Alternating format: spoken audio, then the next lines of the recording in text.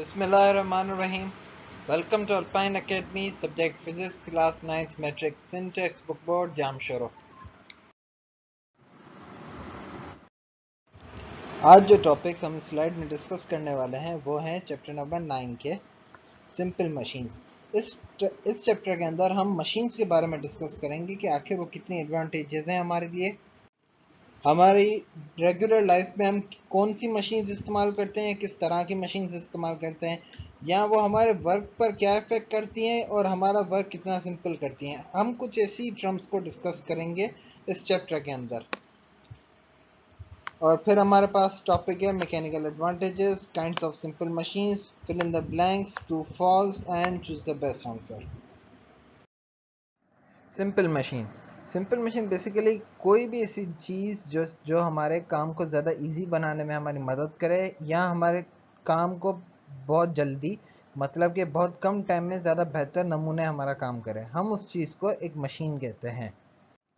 या मशीन एक ऐसी चीज़ होती है जिससे हम एक साइड पे अगर फोर्स लगाते हैं तो उसकी दूसरी साइड पर हमारा काम उससे आसान हो जाता है। ये कुछ बातें हैं जो हम हम स्लाइड के अंदर डिस्कस करेंगे। Machines are used for various purposes which are as follows: transfer of force, enlargement of effect of force, change in speed of work, change in direction of force.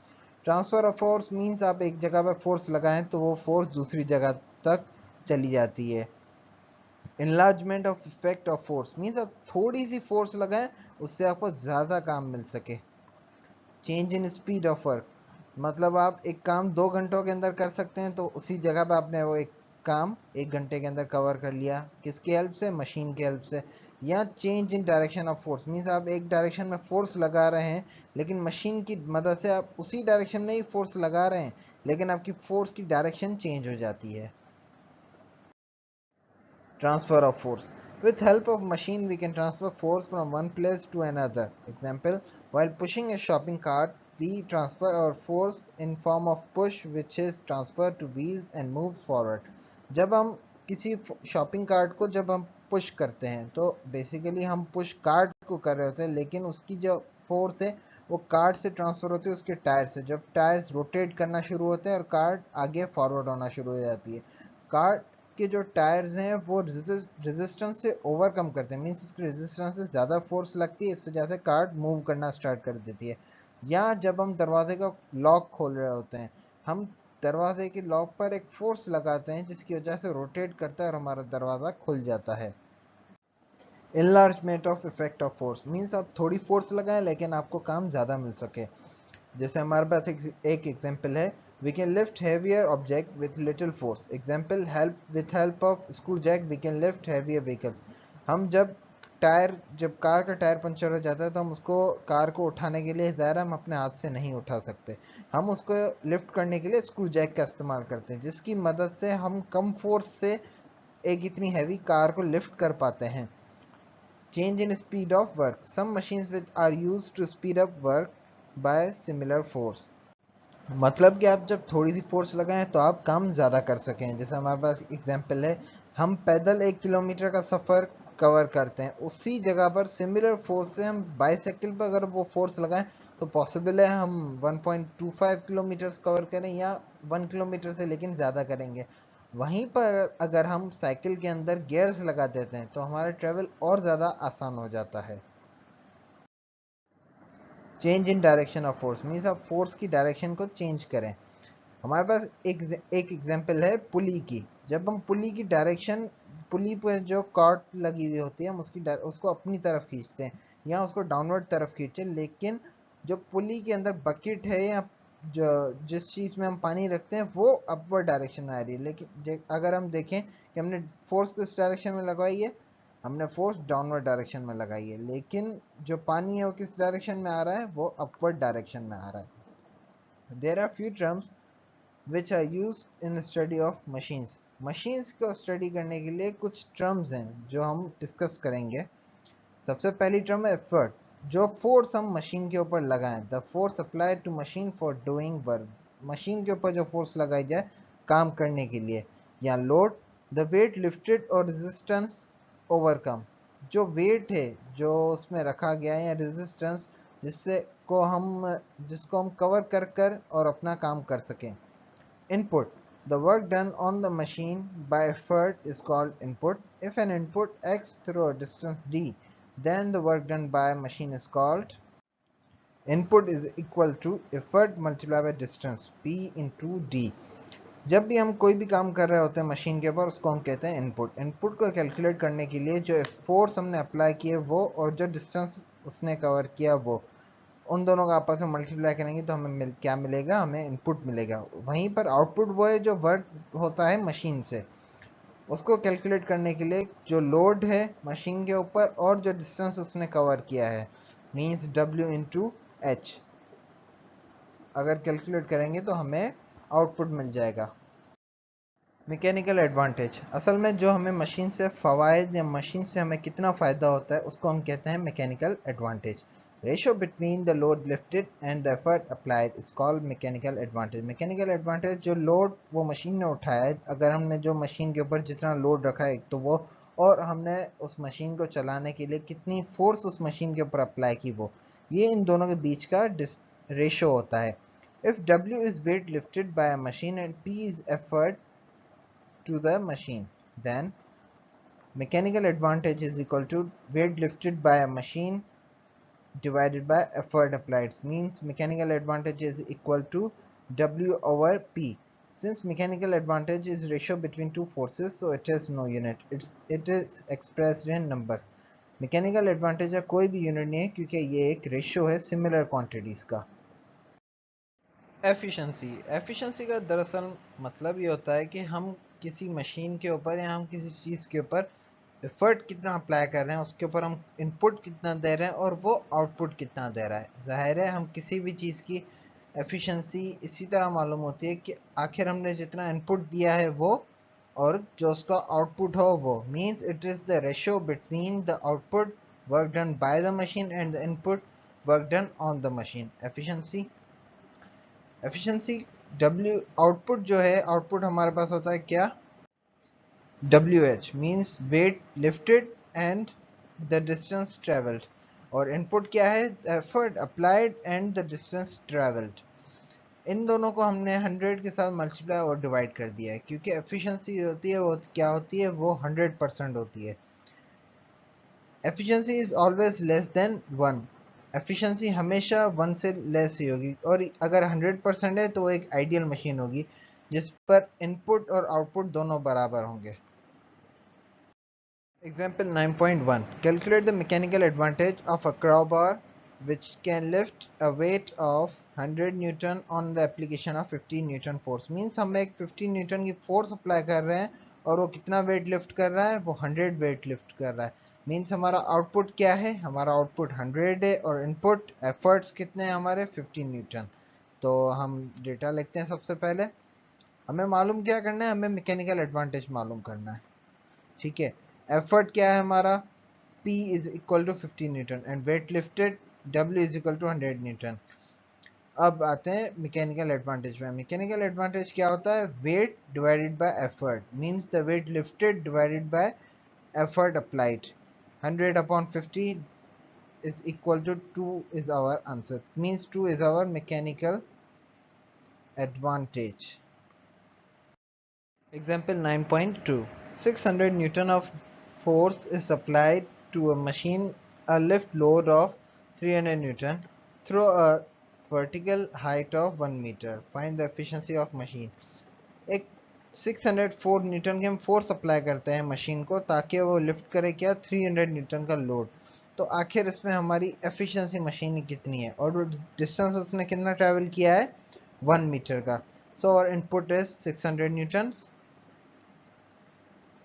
Our input is 600 Newton, weight lifted is 300 Newton, distance covered is 1 meter. Output क्या है हमारा, weight multiplied by distance covered by weight means 300 multiplied by 1. Output कितना आया, 300 Newton.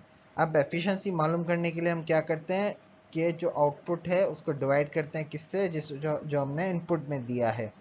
So our output multiplied by divided by input multiplied by 100 is equal to 50%.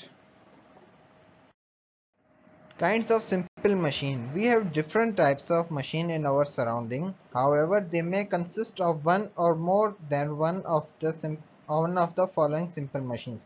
हमारे surrounding में वैसे ही बहुत सारी मशीन्स हैं, लेकिन यहाँ पर हम कुछ टाइप्स मशीन की पढ़ने हैं जो बहुत ही सिंपल हैं और हर मशीन के अंदर ही इनसे सिमिलर ही मशीन के दूसरे काम हो रहे हैं। मीन्स ये हर मशीन के अंदर ये एक छोटा सा पार्ट है जो हर मशीन के अंदर होता है कि इनमें से कोई एक पार्ट किसी न किसी मशीन के अंदर ज़रूर होता है। First type is our lever. Lever lever की हमारे पास तीन टाइप्स हैं जो हम नेक्स्ट टॉपिक में पढ़ेंगे। Second is our incline plane. Incline plane means एक होता है सिंपल प्लेन, प्लेन आपका बिल्कुल पैरेलल होता है एक्स एक्सिस से। इंक्लाइन प्लेन थोड़ा सा लिफ्टेड होता है। ये देखें, अगर हम इसको ऐसे स्ट्रेट लाइन में लेकर आए तो इसको इस तरह होना चाहिए था, लेकिन ये इंक्लाइंड है। क्यों? क्योंकि it is a little lifted. यहाँ पर ये थोड़ा सा लिफ्टेड है। पुली पुली क्या होता है? पुली हमारी फोर्स को डायरेक्शन को कन्वर्ट करता है। मीन्स हम उसको डाउनवर्ड फोर्स लगाते हैं, लेकिन पुली फोर्स की डायरेक्शन चेंज करके अपवर्ड फोर्स की ले जाता है। उसके बाद है स्क्रू जैक। जैसे हम पहले डिस्कस कर चुके हैं कि अगर कार का टायर पंचर हो जाता है तो हम कार को हाथों से नहीं लिफ्ट कर सकते। उसके लिए हम एक सिंपल मशीन इस्तेमाल करते हैं जिसको हम कहते हैं screw jack. Then we have our wedge. Wedge एक काम करता है, क्या करता है कि जो लकड़ी का जो टुकड़ा होता है, जो लकड़ी है तो उसको काटने में हमारी मदद करता है। ये इजीली इंटरसेक्ट करता है खुद को और लकड़ी को दो टुकड़ों में तोड़ता है। एक फोर्स इस डायरेक्शन में जाती है, दूसरी फोर्स उसको उस डायरेक्शन में ले जाती है। Then we have wheel and axle. Wheel जो हमारे पहिए कहें हम वो, और एक्सिल जिस पर हमारे पहिए रोटेट कर रहे होते हैं उसको हम एक्सिल कहते हैं। इन 6 टर्म्स को या इन 6 टॉपिक्स को, सिंपल मशीन्स को हम इस स्लाइड में डिस्कस करेंगे। Liver. A lever is one of the simplest machine known. It is used to lift heavy objects by the application of small force. Liver दरअसल ये हमारे ऊपर एक पिक्चर है लिवर की, ठीक है। इसमें आप देख सकते हैं कि यहाँ पर एक बीम है, ठीक है। यहाँ पर एक फुलक्रम है, एक फिक्स्ड हिंज। ये जो हमारी बीम है ये इसी जगह पर रोटेट करेगी। ये एक वेट है और यहाँ पर हम एफर्ट अप्लाई करते हैं, यहाँ पर हम फोर्स अप्लाई करते हैं, जिससे फोर्स हमारी बीम को एक साइड को डाउनवर्ड डायरेक्शन में ले जाती है तो दूसरी साइड अपवर्ड डायरेक्शन में जाती है। इस तरह हम हैवी वेट को कम फोर्स से ऊपर लिफ्ट कर सकते हैं। लिवर एक बहुत ही सिंपल मशीन है जो हमारे कम फोर्स से अप्लाई करने से ज़्यादा हैवी ऑब्जेक्ट को लिफ्ट करने में मदद करती है। Consisting of a beam or rigid or pivoted at a fixed hinge or fulcrum. By applying force at one end, we can lift weight can be lifted on the other hand. Means एक side पे हम जब force लगाते हैं तो wait दूसरी direction में या दूसरी साइड से लिफ्ट होता है। Distance between force and fulcrum is called force arm. यहाँ पर जो डिस्टेंस है इन दोनों के बीच में, इसको हम क्या कहते हैं? इसको हम फोर्स आर्म कहते हैं। And distance between fulcrum and weight is called weight arm or load arm. Distance between fulcrum and weight is called weight arm or load arm. There are three kinds of liver. Liver की तीन types हैं जिनमें ये तीनों terms आपस में जगह exchange करते हैं। जैसे हमारे पास यहाँ पे कुछ फोटोज में प्रोवाइड किए हैं, यहाँ से आप इजीली समझ सकते हैं। फर्स्ट में लिवर पर जो एफर्ट और लोड होते हैं दोनों एजेस पे होते हैं। सेकंड में एजेस पर एफर्ट, बीच में लोड होता है और एज पे फुलक्रम होता है। एंड थर्ड में फुलक्रम एज पे होता है, जो एफर्ट हम अप्लाई करते हैं वो सेंटर में होता है और जो लोड हमारा प्रोवाइडेड होता है वो राइट साइड पे होता है, यहाँ एक किसी एज पे होता है। इसी तरह हमारे पास तीन टाइप्स होती हैं। लिवर ऑफ फर्स्ट काइंड की लिवर जिसमें जो फुलक्रम हमारा सेंटर में होता है, जो लोड होता है वो एक एज पे होता है और जो हम एफर्ट अप्लाई करते हैं वो दूसरी एज पे होता है। एफर्ट ह्यूमन एफर्ट होता है, लोड जो हमारा काम होता है जो हमें ऑलरेडी प्रोवाइडेड होता है। In the first kind lever fulcrum F lies in between effort and P. Example are below. यहाँ पर हमारे पास कुछ एग्जाम्पल है। अगर हम हैमर से जो कील अगर निकाल रहे होते हैं तो उसमें यह होता है जो एफर्ट होता है वो हम इस डायरेक्शन में अप्लाई करते हैं। रोटेशन क्या होती है, रोटेशन इस जगह होती है, means fulcrum is here. And जो हमारा लोड होता है, जो हमारी कील होती है, कहाँ होती है, वो एक साइड पे होती है। उसी तरह हमारे पास सिंपल एग्जांपल है सिजर्स की, जहाँ पर एफर्ट हम यहाँ अप्लाई करते हैं, रोटेशन सेंटर में होती है और लोड यहाँ होता है। Second type of lever. In second type of lever, weight W is in between fulcrum and effort P. Means जो हमारा weight है, जो weight हमारा ऑलरेडी प्रोवाइडेड है, ठीक है, एफर्ट एक एच पर है और फुलक्रम मीन्स रोटेशन एक एच पर होगी। उसके हमारे पास कॉमन एग्जांपल्स हैं। जो हमारा व्हील बोरो है, इसमें हम मट्टी या पत्थर जो भी चीज़ें होती है वो हमारे सेंटर में होती हैं, ठीक है, means our load is in centre. Force हम एक एच पर अप्लाई करते हैं, मीन्स एफर्ट एक एच पर, और रोटेशन मीन्स फुलक्रम हमारी एक एच पर होता है। ये दूसरी हमारे पास एग्जांपल है नट क्रैकर, जिससे हम अखरोट या दूसरे कई नट तोड़ते हैं। फुलक्रम जो रोटेशन हो रही होती है हमारी एक एज पर होती है, एक दूसरी एज पर होती है। जो हमारा लोड, जो हमारा अखरोट, जो हमारा नट, वो सेंटर में होता है। और फोर्स हम कहाँ अप्लाई करते हैं, फोर्स हम दूसरी एज में अप्लाई करते हैं। Third kind liver. Third kind के अंदर जो रोटेशन होती है वो एक एज पर होती है। जो लोड होता है, जो हमारा वेट होता है जिसे हमें लिफ्ट करना है, वो हमारा एक एज पर होता है, और जो हम एफर्ट अप्लाई करते हैं वो सेंटर में करते हैं, ठीक है। इसके लिए हमारे पास कॉमन एग्जांपल्स हैं ट्विज़र। ट्विज़र जिससे हम छोटे से छोटे नट्स होते हैं उनको पकड़ते हैं। अब रोटेशन कहाँ होती है, रोटेशन इस जगह होती है। एफर्ट जो आपकी फिंगर से आप अप्लाई करते हैं वो कहाँ करते हैं, सेंटर में। और लोड जो आप जो छोटे छोटे नट होते हैं वो उठाते हैं, वो कहाँ से, एक एज से उठाते हैं। उसी तरह हमारे पास आई स्ट्रॉन्ग्स है। Fishing rod, fishing rod rotation कहाँ होती है, इस जगह होती है। लोड जब आप अपने हाथों से यहाँ लगा रहे होते हैं वो कहाँ लग रहा होता है, वो यहाँ लगता है।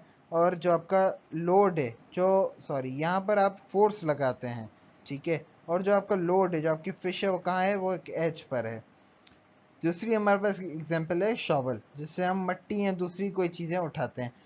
यहाँ पर हमारा लोड होता है, यहाँ पर हमारी मट्टी होती है, ठीक है। हम फोर्स इस जगह से लगाते हैं ताकि हम उसको लिफ्ट करें। और रोटेशन कहाँ होती है, रोटेशन इस एज पे होती है। In liver of third kind the force at the effort P is in between the fulcrum F and the weight W. Examples are tweezer, ice strongs, fishing rods and shovels. Principle of liver means liver का आखिर काम क्या है, उसका मकसद क्या है। हमने नोट किया है तीनों टाइप्स के अंदर हम जहाँ जिस भी डायरेक्शन में फोर्स अप्लाई करते हैं, तो जो हमारा लिवर है वो उसको, वो जो हमारी फोर्स हम अप्लाई करते हैं तो उससे लिवर दूसरी डायरेक्शन में रोटेट होता है। उसी जगह पर जब हम दूसरी डायरेक्शन में फोर्स अप्लाई करते हैं तो लिवर हमारा अपोजिट डायरेक्शन में ट्रेवल करता है या अपोजिट डायरेक्शन में रोटेट करता है। तो हम देखते हैं कि फोर्स का जो काम है वो यही है कि वो लिवर को एक डायरेक्शन में रोटेट करे, ठीक है।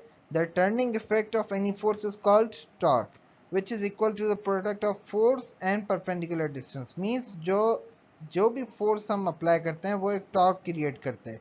उस टॉर्क को मालूम करने के लिए हमारे पास फॉर्मूला क्या है, effort means the force applied multiply by it's distance, it's perpendicular distance. यहाँ से एफर्ट, हम एफर्ट मोशन, इन दोनों का मल्टीप्लाई करेंगे तो हमारे एफर्ट मिल जाएगा, यहाँ एफर्ट का टॉर्क मिल जाएगा। दूसरी जगह पर जब हम लोड मोशन और लोड आर्म को मल्टीप्लाई करेंगे तो हमें लोड का एफर्ट या लोड का टॉर्क मिल जाता है। If two torques are equal then lever is said to be in equilibrium. जैसा कि हम पिछली स्लाइड में डिस्कस करते आ रहे हैं कि जब भी हम फोर्स होती है, जो भी फोर्स होती है जो लिवर पर अप्लाई होती है, तो वो एक क्या करती है, वो एक टॉर्क क्रिएट करती है। मींस जो लिवर होता है उसको रोटेशन करती है। एक तरफ होता है हमारा वेट और दूसरी तरफ एफर्ट होता है, ह्यूमन एफर्ट, ठीक है। जब भी ये दोनों फोर्सेस आपस में बराबर होंगी तो हमारा जो लिवर है वो एक इक्विलिब्रियम पोजीशन पे होगा, मींस वो रोटेशन नहीं करेगा। सो हम कह सकते हैं कि हमारा torque of effect is equal to our torque of weight. हम इसको इस तरह भी लिख सकते हैं कि W multiply by BC means effort multiply by effort arm and wait multiply by weight arm means P multiply bye AB। तो W और डिवाइड जो P है हमारा वो हम दूसरी तरफ से लेकर आते हैं, W से डिवाइड करेगा, और BC हमारा AB से डिवाइड करेंगे। तो हम देखते हैं कि W अपॉन P हमारा क्या है, हमारा मैकेनिकल एडवांटेज है। तो mechanical advantage means output divided by input, means effort arm divided by weight arm. तो हम इस इक्वेशन को देखकर हम ये बात कह सकते हैं कि हम मैकेनिकल एडवांटेज को इस तरह बढ़ा सकते हैं कि अगर हम एफर्ट आर्म का जो डिस्टेंस है हम उसको ज़्यादा कर दें और जो हमारा वेट आर्म है या जो हम वेट उठा रहे हैं उसको हम कम से कम कर दें, तो हम हमारा जो मैकेनिकल एडवांटेज है वो हम उसको बढ़ा सकते हैं। We can increase mechanical advantage of a lever by increasing the length of effort arm to maximum possible limit and by decreasing the length of weight arm to maximum possible limit. Example 9.3. A lever overcomes a resistance of 400 Newton when an effort of 15 Newton is applied on it. Calculate the mechanical advantage and the efficiency of a lever if the effort arm is 10 times as long as weight arm. हमें क्या मालूम करना है? हमें mechanical advantage मालूम करना है और क्या मालूम करना है? हमें एफिशिएंसी मालूम करनी है किसकी? लिवर की। कि जब वो रेजिस्टेंस या वो जो वेट है वो लिफ्ट करता है कितनी फोर्स लगाने से? 50 न्यूटन फोर्स लगाने से। तो हमारा सबसे पहले हम आते हैं हमारे डेटा की तरफ। डेटा में हमारे पास वेट और रेजिस्टेंस कितनी है? 400 न्यूटन। उसके बाद एफर्ट जो फोर्स हमने अप्लाई की कितनी? 50 न्यूटन। हमें मैकेनिकल एडवांटेज और एफिशिएंसी मालूम करनी है, ठीक है। Length of effort arm, length उस एफर्ट आर्म की कितनी है? वो है 10x। जो हमें कह रहा है 10x effort arm is 10 times as long as weight arm, means weight arm कितनी है? 10 टाइम्स छोटी है एफर्ट आर्म से। सो डेटा की तरफ आते हैं।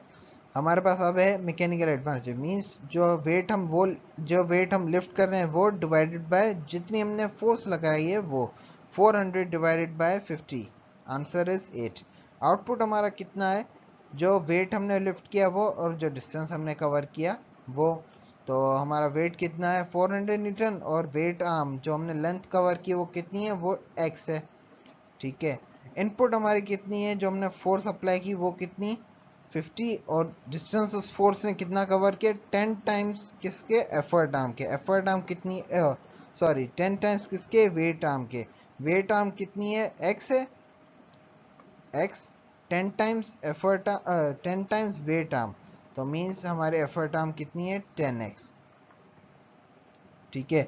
एफिशिएंसी का मतलब क्या होता है? जो आउटपुट है उसको हम डिवाइड करते हैं इनपुट से, मीन्स हमें रिजल्ट क्या मिल रही है जब हम जो फोर्स लगा रहे हैं उससे। तो एफर्ट आर्म जो हमारा इनपुट है, जो हमारा सॉरी आउटपुट है 400x, उसको हम डिवाइड करते हैं किससे? 500x से। तो हमें क्या मिलता है? और फिर उसको मल्टीप्लाई करते हैं तो हमें परसेंट कितनी मिलती है? 80%। The inclined plane. Inclined plane, also known as ramp, is a flat supporting surface tilted at an angle with one end higher than the other, used as an aid for raising or lowering a load. यहाँ पर हमारे पास figure है, इसमें हम देख रहे हैं यहाँ पर एक इंक्लाइंड सरफेस है, इसकी एक साइड दूसरी साइड से थोड़ी सी लिफ्टेड है, ठीक है।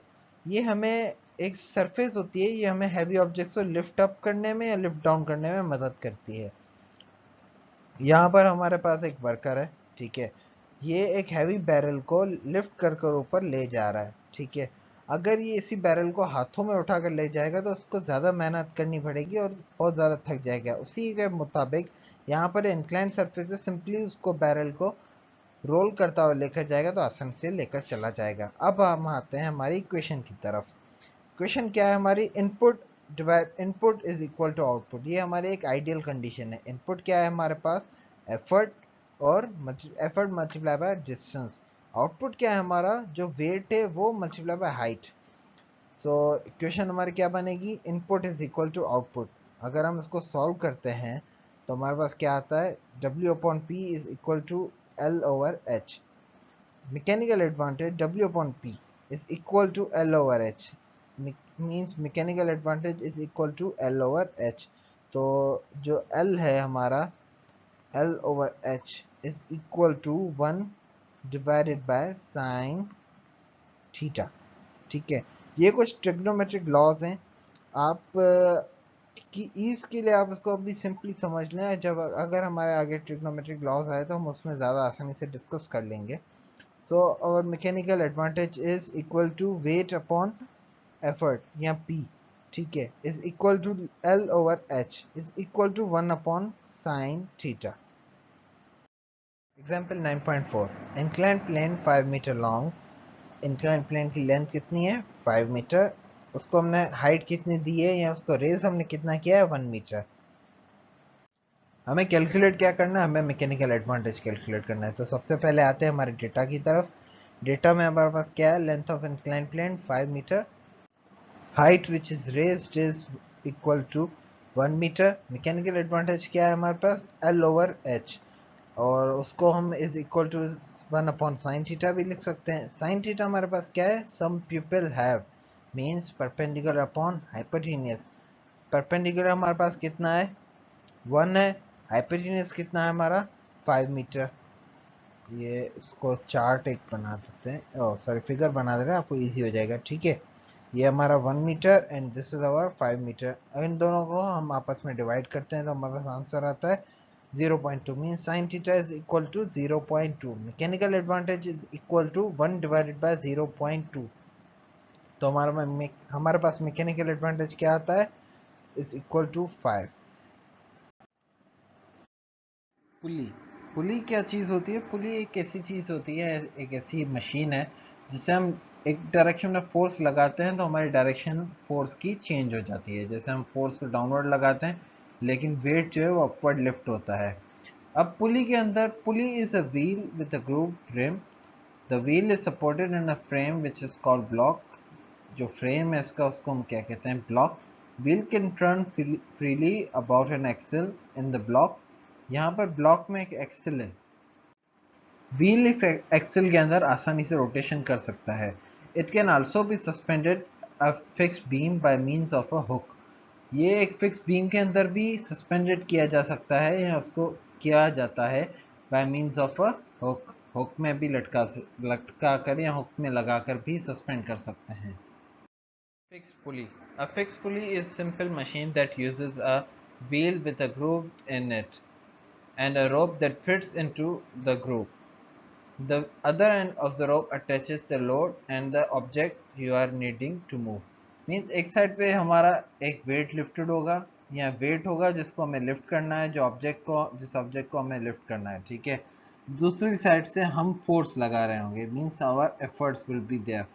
एक यहाँ पर व्हील होगा जिसमें एक रोप लगी हुई होगी, ठीक है, और इसी व्हील के अंदर हमारी एक ग्रोव होगी। अब हम अगर यहाँ पर कुछ हमारी क्या है कि फ्रिक्शंस को अगर हम क्या है कि निगलेक्ट कर देते हैं, जैसे यहाँ पर रोप में जो इधर पुली के अंदर जो हमारी फ्रिक्शन हो रही है अगर हम उसको निगलेक्ट कर देते हैं, या और जो हमारी फोर्सेस लग रही हैं, दूसरी एक्सटर्नल एयर फोर्सेस हैं, दूसरी रेजिस्टेंस की, उन सबको निगलेक्ट कर देते हैं, और जैसे कि दोनों साइड से फोर्सेस लग रही हैं तो टेंशन दोनों साइड्स पे बराबर होंगी, ठीक है। तो मैथमेटिकली हमको अगर हम इसकी इक्वेशन मालूम करना चाहें तो क्या होगा, जो हमारा इनपुट है multi is equal to our output. तो हम ये लिख सकते हैं कि effort multiply by effort arm, effort multiply by effort arm is equal to weight multiply by weight arm. तो हम इसको इस तरह भी लिख सकते हैं कि वो दोनों इक्वल हैं, ठीक है। तो अगेन हम यहाँ पर W अपॉन P की इक्वेशन ड्राइव करते हैं तो हमें पता चलता है कि W upon P is equal to OA and OB। यहाँ पर हमें ये भी पता है कि OA और OB दोनों का डिस्टेंस भी बराबर है, ये भी मैंने बात लिख दी है। तो अगर इन दोनों का डिस्टेंस बराबर है तो और इन दोनों चीज़ों को आपस में डिवाइड करते हैं तो क्या आएगा 1। मीन्स अगर हम 20 को डिवाइड कर दें 20 के साथ तो आंसर क्या आएगा 1। तो mechanical advantage of a fixed pulley is 1। Movable pulley.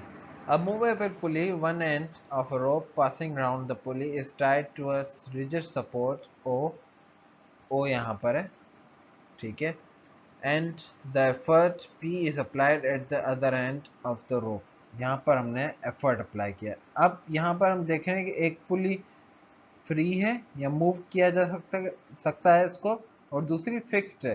तो इसमें क्या होता है, जब आप इस डायरेक्शन में ऐसे फोर्स लगा रहे हैं, ठीक है, पुली की जो रोप है आप उसको फोर्स डाउनवर्ड डायरेक्शन में लगा रहे हैं, रोप यहाँ से भी पास हो रही है, ठीक है, और यहाँ पर कुछ लोड हमारा अटैच्ड है। तो ये जिस तरह जैसे जैसे हम फोर्स डाउनवर्ड डायरेक्शन में बढ़ाते जाएंगे या लगाते जाएंगे, तो रोप को हम खींच रहे हैं और जो हमारा वेट है वो किस डायरेक्शन में जा रहा है, वो अपवर्ड डायरेक्शन में जा रहा है. The weight or load W to be lifted is hung from the hook. Tension is equal to the applied effort. हम जितनी ज़्यादा effort apply करेंगे हमारी tension उसकी equal होगी.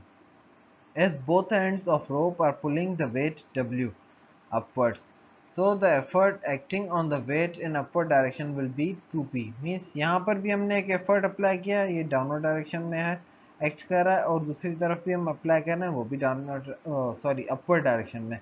दोनों efforts हमारे upward direction में act कर रहे हैं, तो हम इनको 2p करके लिख सकते हैं कि हमारे efforts दो हैं.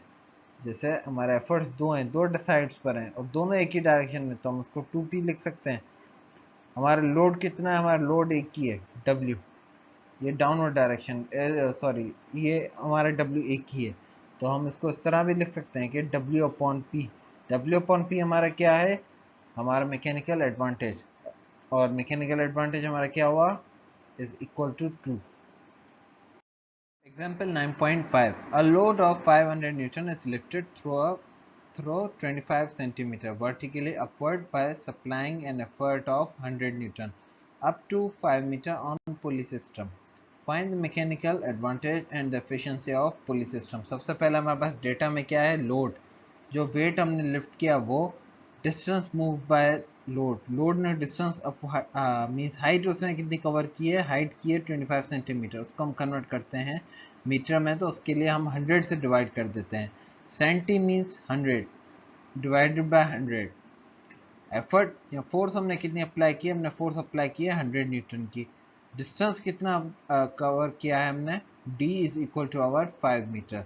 मैकेनिकल एडवांटेज क्या होगा और एफिशिएंसी क्या होगा, ये दो चीज़ें हमें मालूम करनी. सबसे पहले mechanical advantage means W upon P. W means the weight lifted, P means our effort कि हमने फोर्स कितनी लगाई है. तो हम 500 को डिवाइड कर देते हैं 100 न्यूटन से, तो हमें मिलता है 5 न्यूटन. ठीक है, सॉरी, इसका यूनिट नहीं होगा मैकेनिकल एडवांटेज का, क्योंकि ये एक रेशो है, फोर्सेस का रेशो है, और न्यूटन न्यूटन दोनों आपस में कैंसिल हो जाते हैं. And then we have input and output. Input क्या है हमारा, effort multiplied by distance moved by effort. 100 multiplied by 5 is equal to 500. Output क्या है, load multiplied by load moved by the distance moved by the load. 500 multiplied by 0.25 is equal to 125 joule. अब efficiency कितनी है, output divided by input multiply by 100. Output क्या है हमारे पास 125 और input हम कितना दे रहे हैं 500 मल्टीप्लाई बाय 100. इन दोनों को, इन तीनों चीज़ों को अगर हम सॉल्व करते हैं तो हमारे पास आंसर आता है क्या, 25%.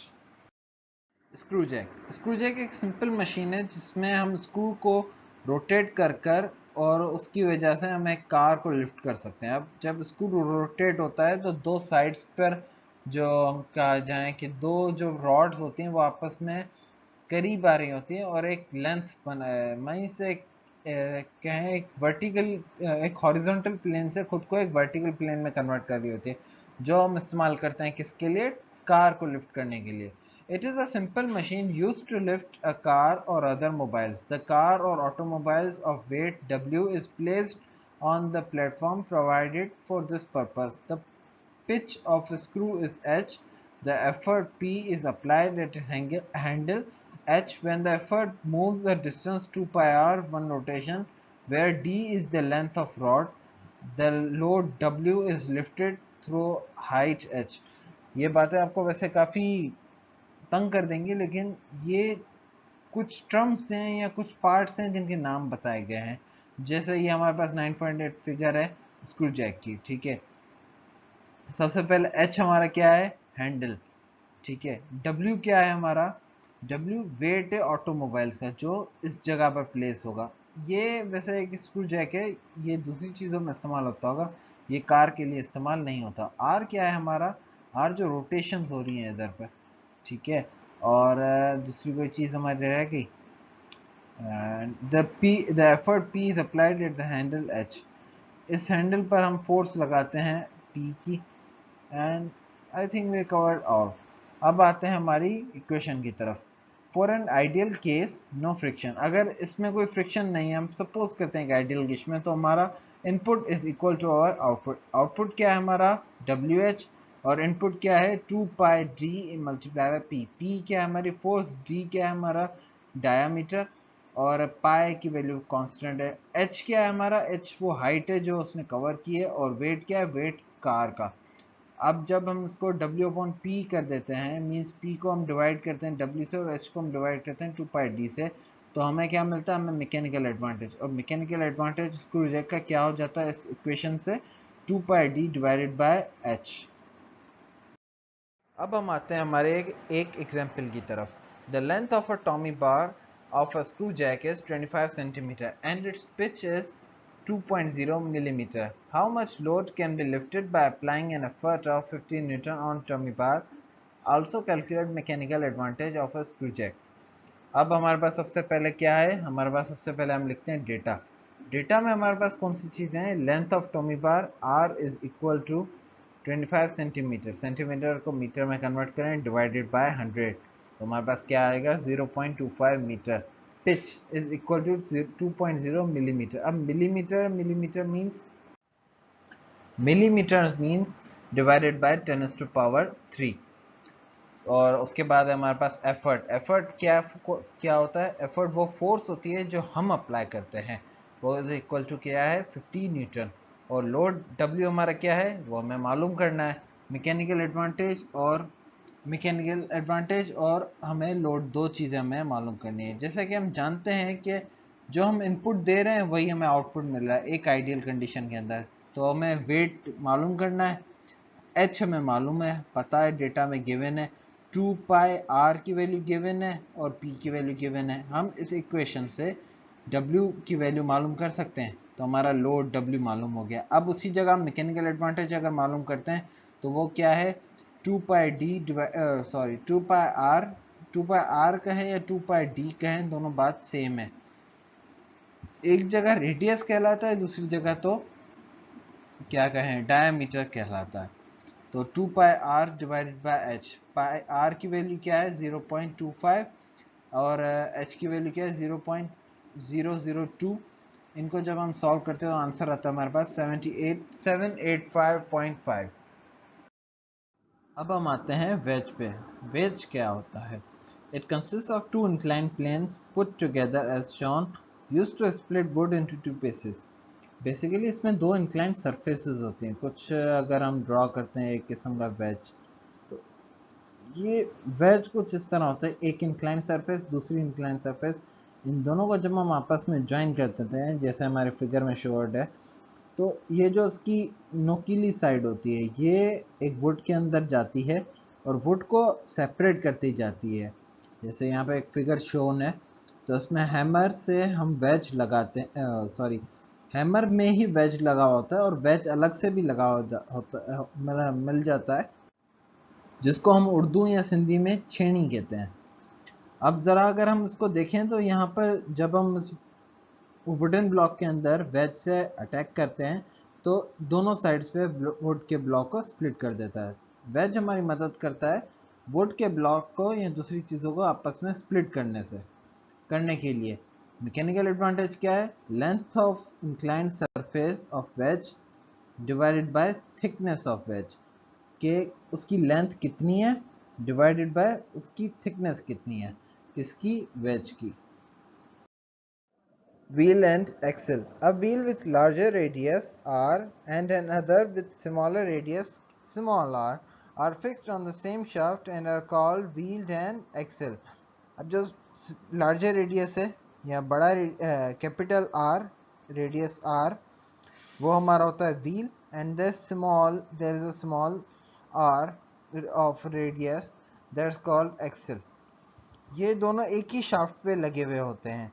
यहाँ पर आपकी सिंप्लिसिटी के लिए एक फिगर है जिसमें जो राउंड है ये हमारा व्हील होता है और ये जो रॉड है जिस पर व्हील लगा हुआ है इसको हम एक्सिल कहते हैं। ये आपकी सिंप्लिसिटी के लिए, ताकि आपको आसानी से बात समझ में आ जाए। तो सबसे पहले हम आगे चलते हैं और इसकी एक इक्वेशन ड्राइव करते हैं। It is often used to lift bucket of water from well. The shaft is clamped so that it can rotate freely. ये जो शाफ्ट है ये क्लैंप में लगी हुई होती है ताकि इसकी रोटेशन मुसलसल होती रहे, और ये जो व्हील है ये रोटेट करता है ताकि पानी की जो बकेट है वो ऊपर लिफ्ट कर कर आ सके आसानी से और फ्रिक्शन की कमी हो. The effort P is applied at the rim of wheel of radius r, while the load W is lifted by string wound around the axle. जो एफर्ट हम लगाते हैं, जो फोर्स हम लगाते हैं P, वो हम लगाते हैं किसके ऊपर? व्हील के ऊपर. ठीक है, व्हील में एक धागा कह लें या आप एक रस्सी कह लें, रस्सी लगी हुई होती है जिसकी मदद से व्हील रोटेट करता है. रोटेशन होती है तो स्ट्रिंग की जो दूसरी साइड है वो ऊपर आती है, तो हमारी बकेट ऊपर आ जाती है और व्हील की वजह से फ्रिक्शन हमारी कम हो जाती है. For one complete revolution the effort moves through a distance of 2 pi r. एक कंप्लीट रेवोल्यूशन जो होती है उसको जो हम कहते हैं उसको हम कहते हैं 2 पाई आर. 2 कांस्टेंट है, पाई कांस्टेंट है, आर रेडियस है किसका? उस व्हील का. If friction is neglected output is equal to input. Means अगर हम फ्रिक्शन को ख़त्म कर दें तो जितनी हम फोर्स लगा रहे हैं उतनी ही हमें फोर्स रिटर्न में मिल रही है. तो हमारा जो आउटपुट आ रहा है, आउटपुट हमारा क्या आ रहा है? एक तो हमारा W, दूसरा क्या मीन्स वर्क, दूसरा 2 pi are small are radius का स्मॉल आर जो एक्सेल हमारा रोटेट हो रहा है. इनपुट हम क्या कर रहे हैं? हम एक बड़े वाले व्हील को रोटेट कर रहे हैं. ठीक है, और उस पर क्या लगा रहे हैं? उस पर फोर्स लगा रहे हैं. Means P multiply by 2 pi r, r बड़ा वाला capital R.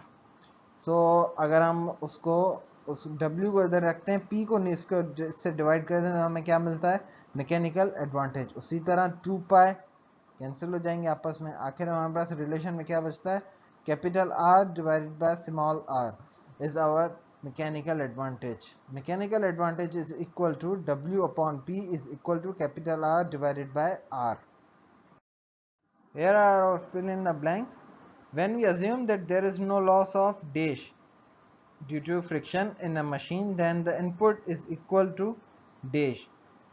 So blanks filled हैं. तो सबसे पहली हमारी blank है energy, second input, third output. The efficiency of a machine is the dash ratio of work done by the machine to the work done dash on the machine. ये दोनों blanks. The seesaw is an example of dash kind of lever. Seesaw कौन सी kind है? हमने examples में photos में भी देखी है. Seesaw is our first kind lever. The mechanical advantage of a wheel and axle system is given by ratio of the radius of wheel to the radius of axle. Wheel और Excel का जो mechanical advantage है वो हम किस तरह देते हैं? उसके अंदर जो रेडियस ऑफ व्हील होता है कैपिटल आर, उसको हम डिवाइड करते हैं किससे? स्मॉल आर से. स्मॉल आर किसका रेडियस होता है? एक्सेल का रेडियस.